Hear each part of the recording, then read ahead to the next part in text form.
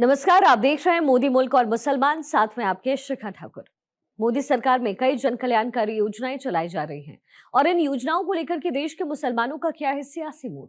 प्रधानमंत्री मोदी के सबका साथ सबका विकास से कितने प्रभावित हैं मुस्लिम मतदाता, मुसलमानों तक कितनी पहुंची केंद्र सरकार की योजनाएं। भारत 24 आपके लिए लेकर आया है इन तमाम सवालों के जवाब। तो आइए शुरू करते हैं हमारा खास शो मोदी मुल्क और मुसलमान। आप पूरे हिंदुस्तान के अंदर कहीं भी अगर सरकारी लाभ अगर लेते पाएंगे तो आपको सबसे ज्यादा इस सरकार में मुसलमानों को मिलेगा। तो मुसलमान जनता खुद ही देख रही है कि जब से मोदी जी आए हैं क्या नहीं मिल रहा। शिक्षित हो रहा है मुसलमान, राशन पानी सब दुनिया भर का जो भी हो रहा है, कितना स्पीड में आगे बढ़ रहा है मुसलमान यहाँ से। ना हमारे परिवार पे कोई लोड आ रहा है ना बोझ आ रहा है। इतनी फैसिलिटी सरकार ने दे रखी है कि हम अपने बच्चे को आराम से पढ़ा सकते हैं। इस सरकार ने जो सबसे अच्छा काम अगर किसी के साथ किया तो अल्पसंख्यकों के साथ किया है। अल्पसंख्यकों को जगाने का कार्य किया है, मुस्लिम समाज को जगाने का कार्य किया कि वो अपने बच्चों को पढ़ाएं। सरकार तो मतलब जो बाहर रोड के ऊपर थे, जो भूमाफिया थे, जो लुटेरे थे, उनको ऊपर शिकंजा कसा है। जो इज्जत लूटते थे बहन बेटियों की, उसको ऊपर शिकंजा कसा है। मेरी नज़र से मैं खुद आपसे कह रहा हूँ कि जितना भी मोदी जी ने किया आज तक किसी सरकार ने नहीं किया। नमस्कार, सत श्री अकाल, अस्सलाम वालेकुम। मैं हूं मोहम्मद दाऊद और आप देख रहे हैं मेरे साथ भारत 24 का खास प्रोग्राम मोदी मुल्क और मुसलमान।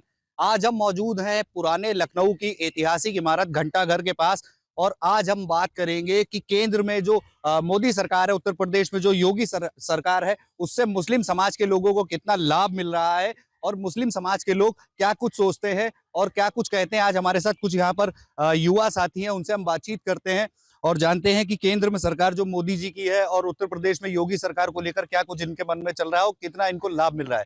भैया क्या नाम है आपका? नदीम शेख। केंद्र में मोदी सरकार है, उत्तर प्रदेश में योगी सरकार है, मुस्लिमों को किस तरह का लाभ मिल रहा है, क्या कुछ कहेंगे? वो तो मुसलमान जनता खुद ही देख रही है कि जब से मोदी जी आए हैं क्या नहीं मिल रहा। शिक्षित हो रहा है मुसलमान, राशन पानी सब दुनिया भर का जो भी हो रहा है, कितना स्पीड में आगे बढ़ रहा है मुसलमान यहाँ से। तो मोदी जी जब से आए, जब से जो समझ लिया, जो पूरा यूपी जो है, यूपी की मैं बात कर रहा हूँ, यूपी में हर इंसान खुश है।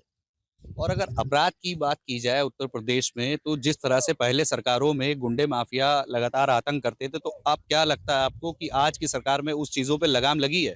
अपराध बचा कहाँ, अपराध ही नहीं रहे, अपराध खत्म ही हो गया बिल्कुल। मोदी जी ने ऐसा किया ही है कि सारा अपराध खत्म ही कर दिया है। अब आराम से गरीब आदमी जी रहा है, अपने मकान में रह रहा है, कोई भी कुछ भी नहीं हो रहा है, सब ना कोई कब्जा हो रहा है ना कुछ हो रहा है। मोदी जी का राज में सब कुछ अच्छा ही हो रहा है। हमारे साथ और भी युवा साथी हैं, इनसे बातचीत करते हैं। भैया क्या नाम है आपका? मेरा नाम मोहम्मद सलीम है। अगर बात की जाए उत्तर प्रदेश में जो शिक्षा बच्चों को मिल रही है, पहले की सरकारों को देखते हुए आज की सरकार में क्या कुछ बदलाव आपको नजर आ रहे हैं? देखिए बदलाव तो है ही है, बदलाव नज़र आने की बात आपने कही है। बदलाव यही है कि पहले हमारे घर परिवार के बच्चे जो है, पहले हम सोचते थे कि उनको पढ़ाएंगे, इतनी फीस महंगी होगी, ये होगा, दुनिया भर की चीज़ें। आज हमारे घर के बच्चे जो जा रहे हैं पढ़ने, ना हमारे परिवार पे कोई लोड आ रहा है ना बोझ आ रहा है। इतनी फैसिलिटी सरकार ने दे रखी है कि हम अपने बच्चे को आराम से पढ़ा सकते हैं। हमें कोई उसमें अब मतलब मेरे ऊपर कोई वो नहीं, बोझ नहीं बना इस टाइम पे।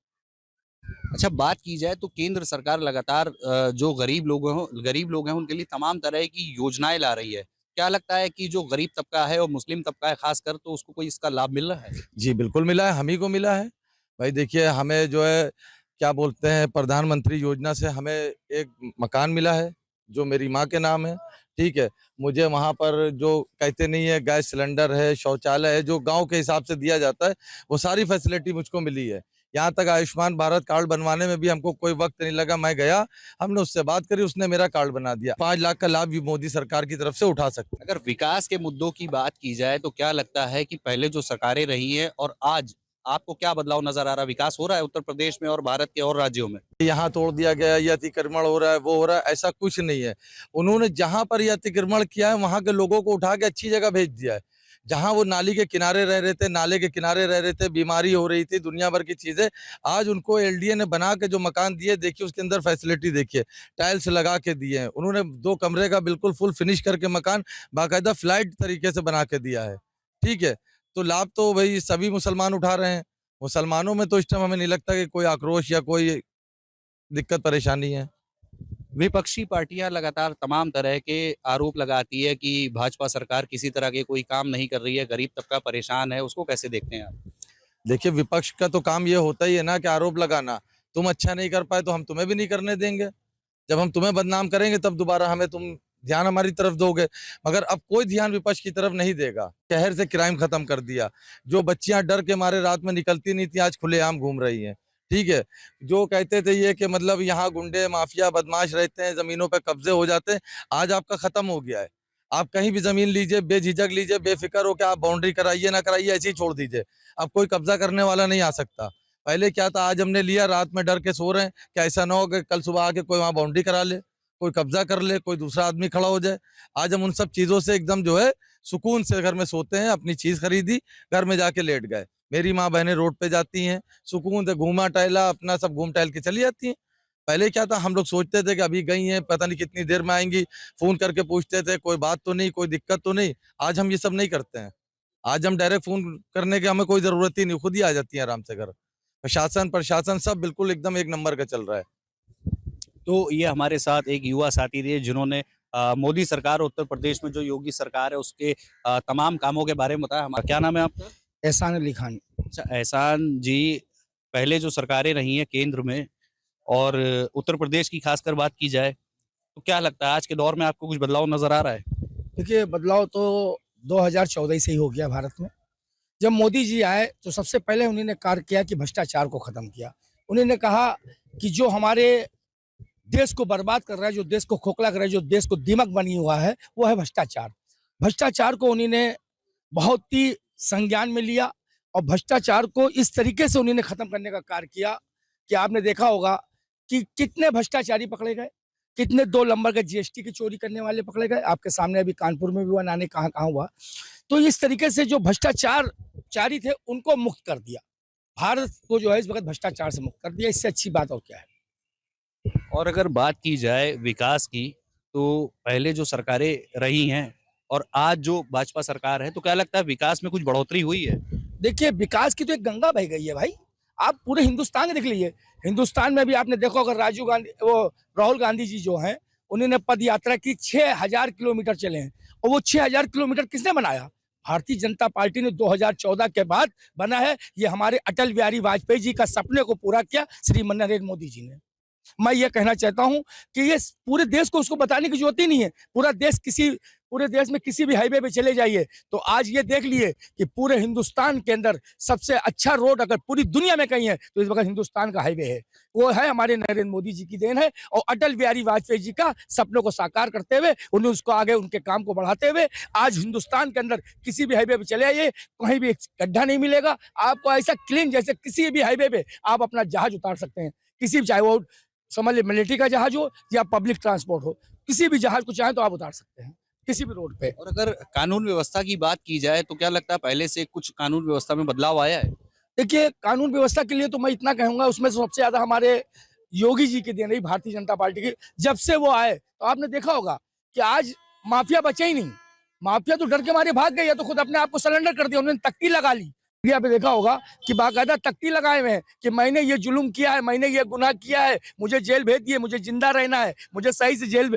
इस तरीके से उन्होंने कार्य किया है कि उनका डर, उनका भय, जनता जो बदमाशों के दिलों में सरकार का जो भय था, जो डर था, वो उन्होंने दिखाया। मैं आपसे ये कहना चाहता हूं कि उत्तर प्रदेश में इस वक्त समझ लिए दंगा मुक्त हो गया है हमारा उत्तर प्रदेश, और सबसे ज्यादा माफिया मुक्त हो गया है। मैं उनका धन्यवाद अदा करता हूं श्री योगी जी का कि जिन्होंने खास करके उन्होंने एक चीज ये ध्यान दिया कि यहाँ से गरीबों के साथ कोई अत्याचारी ना करने पाए, कोई बदमाशी ना करने पाए। इसलिए उन्होंने बदमाशों को, आप यकीन मान जाइए कि बदमाशों से उत्तर प्रदेश को मुक्त कर दिया। और अगर महिला सुरक्षा की बात की जाए तो विपक्षी पार्टियां लगातार आरोप लगाती कि इस सरकार में महिलाएं सुरक्षित नहीं। आए दिन जो घटनाएं हो रही हैं उनको लेकर कई बार देखा जाता है कि लोग सड़कों पर उतर रहे हैं उनके लिए, तो इसको कैसे देखते हैं आप? देखिए, घटनाएं तो जब से भारत हमारा आजाद हो जब से घटनाएं हो रही है। कांग्रेस ने इतने 70 साल तक उनके राज्य में नहीं घटना होती, घटना तो होती रहती है। वो अलग बात है कि कहीं पे छुप के होती, कहीं ओपन होती है। आपने देखा होगा सबसे ज्यादा घरेलू हिंसा। अब घर के अंदर किसी बैठ के तो कोई पुलिस बैठेगी नहीं, या सरकार जो है घर के अंदर ले आके किसी पुलिस को तो बैठा लेगी नहीं। अब घरेलू हिंसाएं ज्यादा हो रही हैं और ज्यादा घटनाएं जितनी भी घटित हो रही हैं उत्तर प्रदेश वर्तमान समय में, वो ऐसी हो रही हैं कि जो घरेलू हिंसा टाइप की होती हैं। घरेलू लड़ाई यानी पारिवारिक लड़ाइयों में जो भी आजकल के कार्य हो रहे हैं वो पारिवारिक कार्य। इसकी वजह यह है लुटेरे गायब हो गए, बदमाशी गायब हो गई। आप जितने भी देखिए डकैती खत्म हो गई। ये सिर्फ इसके ऊपर ज्यादा ध्यान दिया। जो हो रहा है वो घरेलू मामलात है, उसके अंदर पुलिस तो बैठा नहीं, सरकार उसमें क्या कर सकती है। जो भी आज देखिए घटनाएं घटित हो रही, जैसे आपने देखा ड्रम कांड। अब ड्रम कांड जो हुआ, जो उसमें देखा वो तो घरेलू कांड था ना, तो उसमें तो वहां जाके बैठेंगे नहीं। योगी जी वहां जाके रहेंगे, ड्रम कांड रोक लेंगे। जब उसकी पत्नी खुद क्राइम कर रही है तो एक पति को कैसे बचा सकती है सरकार। सरकार तो मतलब जो बाहर रोड के ऊपर थे, जो भूमाफिया थे, जो लुटेरे थे, उनको पर शिकंजा कसा है। जो इज्जत लूटते थे बहन बेटियों की, उसको ऊपर शिकंजा कसा है। जिनको देखा होगा, अगर अभी आपने देखा लखनऊ शहर की बात आप कर रहे हैं, लखनऊ शहर में अभी विगत कुछ दिन पूर्व जो है ऑटो के साथ एक बदमाश ने जो है ले आके औरत के साथ उसकी हत्या कर दी, मलियाबाद में ले आके। उसको तत्काल 3 दिन में उसको जवाब दे दिया हमारी मोदी जी की सरकार ने। ये दिखाया कि मोदी जी की सरकार में कोई भी क्राइम करने वाला दुनिया में नहीं रहेगा। ये मेरा वादा है, अगर वो भिड़ेगा तो उसको जवाब उसी हिसाब से दिया जाएगा जिस हिसाब से वो गंदा काम करेगा। और अगर शिक्षा व्यवस्था की बात की जाए तो पहले की सरकारों में बच्चे भी आपके घर के भी स्कूल जाते होंगे और आज भी स्कूल जा रहे हैं, तो क्या कुछ पहले से और इन सरकार में कुछ आपको बदलाव नजर आ रहा है? देखिए, इस सरकार ने तो सबसे अच्छा काम अगर किसी के साथ किया तो अल्पसंख्यकों के साथ किया है। अल्पसंख्यकों को जगाने का कार्य किया है, मुस्लिम समाज को जगाने का कार्य किया कि वो अपने बच्चों को पढ़ाएं। अक्सर आपने देखा होगा पहले मुस्लिम समाज के बच्चे जो है नहीं पढ़ पाते थे। आप 60-70 साल के पुराने जो भी चले जाइए तो कांग्रेस की सरकार थी, हमेशा कांग्रेस ने उनको जाहिल रखा और उनको पढ़ा लिखा नहीं बनाने दिया, क्योंकि उनको वोट चाहिए। वो बेवकूफ कैसे बनाएंगे? 70 साल उन्होंने राज क्यों किया? सबसे ज्यादा तो वो मुस्लिमों को वोट पाके ही वो राज करते थे। मुसलमानों ने वक्त रहते जागा, तभी तो हमारे मोदी जी हैट्रिक कर दिए। हैट्रिक कैसे किया? ये मुस्लिम वोट पड़ा है उनको, मुसलमानों ने वोट दिया है। मुसलमानों के साथ जो अच्छा कार्य किया है इसलिए वो जीत के तीसरी बार आए हैं। हैट्रिक कर दिया, उन्होंने दिखा दिया कि भारत के अंदर अगर मुसलमानों के साथ जो लोग रहेंगे वो देश के अंदर राज करेंगे। ये मोदी जी ने हमारे करके दिखाया। उनके अच्छे कार्य को देखे मुसलमानों ने वोट दिया है। भाई मुसलमानों के हित के लिए कार्य किया उन्हें। जितने भी भारत में आज तक के कार्य हो रहे हैं मोदी जी की सरकार में, वो सबसे ज्यादा मुसलमानों के लिए हो रहे हैं। आप आवास से देख लिए, आवास योजना प्रधानमंत्री आई, 26% मुसलमान उसमें पाया। आप देखिए गैस सिलेंडर आया, 28% मुस्लिम पाया। आप देख लिए ग्रामीण क्षेत्रों में शौचालय का आया, उसमें 48% मुसलमान जो है शौचालय में उसने भाग लिया। सबसे ज्यादा अगर किसी को अगर मदद मिली है इस सरकार में मिली है और मुसलमानों को खास करके मिली है। राहुल गांधी जो कांग्रेस नेता है, कांग्रेस के सीनियर नेता है, वोट चोरी को लेकर तमाम तरह के आरोप लगा रहे हैं, रैलियां भी निकाल रहे हैं बिहार में, उसको कैसे देखते हैं आप, क्या कुछ कहेंगे? देखिए, उसकी वजह यह है कि उनके पास कोई मुद्दा बचा ही नहीं, मुद्दा ही नहीं। अब जब मुद्दा नहीं है तो हमें तो आपको बदलाव करना है, कैसे हमें दोबारा आना है।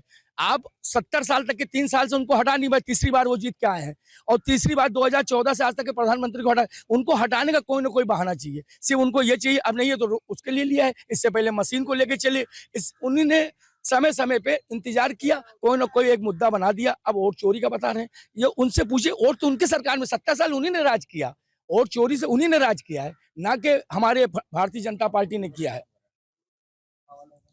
और अगर देखा जाए मुस्लिम समाज के लोगों की बात की जाए, तमाम तरह की योजनाएं सरकार ला रही है, तो उसका लाभ क्या मुस्लिम समाज के लोगों को मिल रहा है? लेकिन कहीं ना कहीं अक्सर ऐसा देखा जाता है जो मुस्लिम समाज का एक तबका है वो कहीं नाराज भी नजर आता है, इसको क्या कहेंगे? इसको देखिए, जो तबका है वो बिका हुआ तबका है, वो बिका हुआ है, विपक्षों से बिका हुआ है, वो बिके हुए तबके। देखिए, आप जाके देखिए राशन कार्ड की दुकान पे चले जाइए, आपको सबसे ज्यादा बुरखे वाली मिलेंगी। आपको कहीं आवासीय योजना में जाइए, आपको मुसलमान की औरतें आपको लाइन लगे मिलेगी। आप पूरे हिंदुस्तान के अंदर कहीं भी अगर सरकारी लाभ अगर लेते पाएंगे तो आपको सबसे ज्यादा इस सरकार में मुसलमानों को मिलेगा। आप जितनी भी योजनाएं देख लिए, सारी योजना में बढ़ चढ़ के अगर कोई हिस्सा ले रहा है तो मुसलमान ले रहा है, उसका फायदा उठा रहा है, क्योंकि इस सरकार ने छूट दिया है। सबका साथ, सबके विकास के साथ हमारे मोदी जी चल रहे हैं, इसीलिए हम लोग मोदी जी को तिबारा जिता के लाए। अगर मेरी जिंदगी रही तो आने वाली मेरी पीढ़ी भी जो है मोदी जी को ही वोट देगी। हमारे साथ युवा साथी हैं, इनसे भी हम बात करते हैं। विपक्ष लगातार आरोप लगाता है कि जैसे सरकार ने अपना एक ऐलान किया था कि सबका साथ, सबका विकास, सबका विश्वास, इसको लेकर जो सरकार चल रही है, तो विपक्षी पार्टियां लगातार आरोप लगाती हैं कि ये अपने लोगों का विकास कर रहे हैं, अपने ही लोगों का साथ देखते हैं। क्या लगता है कि सही कहते हैं विपक्ष के लोग या गलत कह रहे हैं?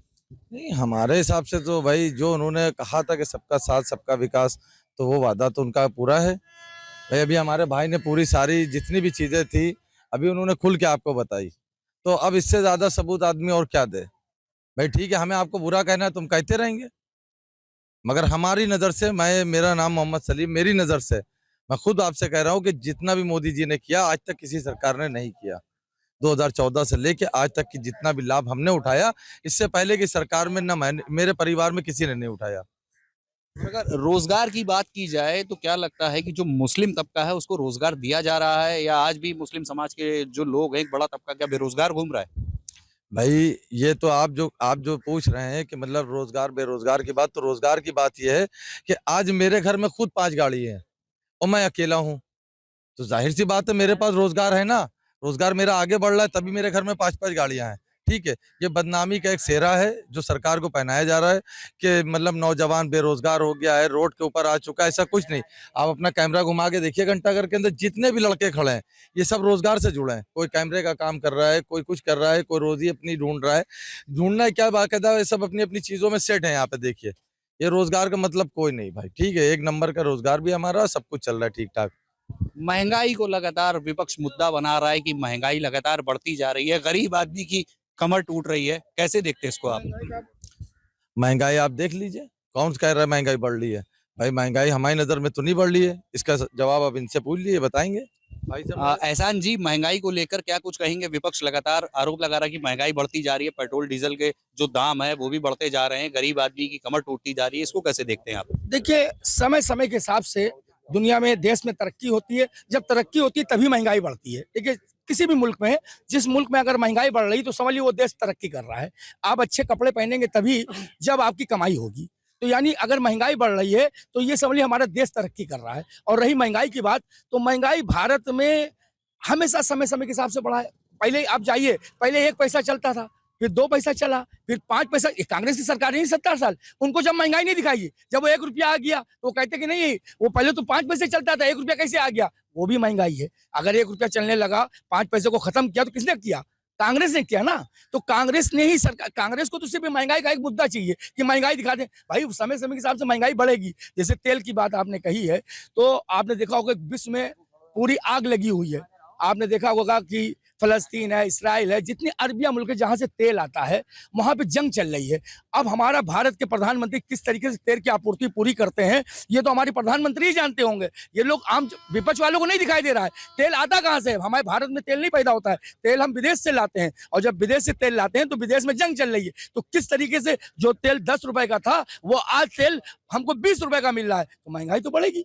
भाई महंगाई तो बढ़ना है। जब जंग हो रही है तो वहां पे महंगी चीज मिल रही है तो महंगी तो बेचूंगा। अगर एक दुकानदार है, अगर वो 10 रुपए का मसाला खरीद के ला रहा है तो वो 12 का तो बेचेगा भाई। और जब उसकी खरीदारी सस्ती होगी तो उसको बेचेगा भी सस्ता। जब 5 रुपए का मिलता तो 7 रुपए का बेचता था। पहले आप देखा होगा कि जो सिगरेट 1 रुपए की मिलती थी, कांग्रेस की सरकार में वो सिगरेट पहुंच गई 8 रुपए में, तब उनको महंगाई नहीं दिखाई दी। उस समय महंगाई नहीं दिखाई दे रही थी, अब उनको हर जगह पे महंगाई दिखाई रही है। ये विपक्ष का एक सोची समझी साजिश है कि सरकार को बदनाम करना है, श्री नरेंद्र मोदी जी को बदनाम करना है, भारतीय जनता पार्टी को बदनाम करना है। हमको कैसे आना है, हमको इनको इस सीट से कैसे हटाना है। कभी और चोरी का मुद्दा उठा लेते हैं, कभी महंगाई का मुद्दा उठा लेते हैं, कभी रैपिड्स का दिखा देते हैं, कभी दिखा देते हैं कि दंगा वहां हो गया। मतलब उनको कोई ना कोई एक मामला चाहिए। पहले जो सरकारें थी, आपने देखा होगा आपके समय में जो केंद्र में सरकार रही, उत्तर प्रदेश में कई सरकारें रही। और अगर मदरसे के बच्चों की बात की जाए तो क्या लगता है अब जो सरकार मुहिम चला रही है कि बच्चों के एक हाथ में लैपटॉप होगा, दूसरे हाथ में कुरान शरीफ होगा। तो पहले जिस तरह से बच्चे मदरसों से आलिम बन के, हाफिज बन के निकलते थे, अब वहीं से आईएएस पीसीएस बन के भी निकलेंगे। इस पहल को आप कैसे देखते?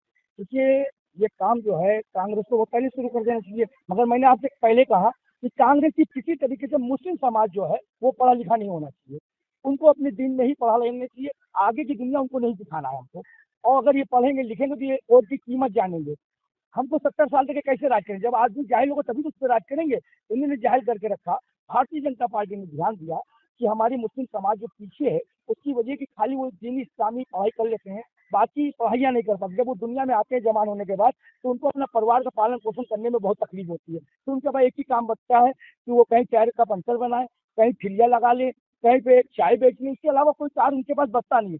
यानी पूरा जीवन उन्होंने पढ़ा और उसके बाद उन्होंने जो लैपटॉप का मामला लाया है, यानी लैपटॉप का मतलब हो गया कम से कम और पढ़ाई करें। भारत में इंग्लिश पढ़ाई होती है, इंग्लिश की भी पढ़ाई उसी मदरसे में होना चाहिए, हिंदी भी होना चाहिए, जो भारत की हमारी राष्ट्रीय भाषा है उसकी भी पढ़ाई होना बहुत जरूरी है। तो ये सब चीजें नहीं होती थी, तो उन्होंने उसको बढ़ावा दिया है। मैं जितनी भी तारीफ करूँ मोदी जी की कम है इस बात को। आप लखनऊ में किस क्षेत्र में रहते हैं और आपके क्षेत्र में जो पार्षद है वो कौन है, किस पार्टी से हैं? देखिए, ये बहुत बड़ी गौरव की बात आपने पूछ ली है। ये बहुत बड़ी अच्छी बात पूछी है। अच्छी बात इसलिए है कि हमारी क्षेत्र के अंदर जो सभासद हैं वो भारतीय जनता पार्टी से जीत के आएंगे। और आप जहाँ पे खड़े हैं ये मुस्लिम बहुमत क्षेत्र है, यहाँ पे 90% मुस्लिम वोटर है। उसके बाद भी भारतीय जनता पार्टी जीत गई। इससे ये पक्का होता है कि भारतीय जनता पार्टी को चाहने वाले मुसलमान इस क्षेत्र में रहते हैं, इस वार्ड में रहते हैं। इस क्षेत्र के हमारे बुक्कल नवाज साहब जी हैं, उनकी बहू इस क्षेत्र की जो है सभासद हैं और उनके पति फैसल नवाब पूर्व में सभासद जी थे और वो पूर्व में जो है एमएलसी भी थे। बात कर रही हैं वो, जितनी भी उनकी तारीफ है इस वार्ड में आके देख, कोई जबान नहीं बोलती है, ना पार्टी बोलती है, विकास बोलता है। उन्होंने विकास की जो गंगा इस इलाके में बहाई है, इस वार्ड में, हुसैनाबाद वार्ड में मैं खड़ा हूँ और ये जितना इलाका आप देख रहे हैं सब उन्हीं के क्षेत्र में है।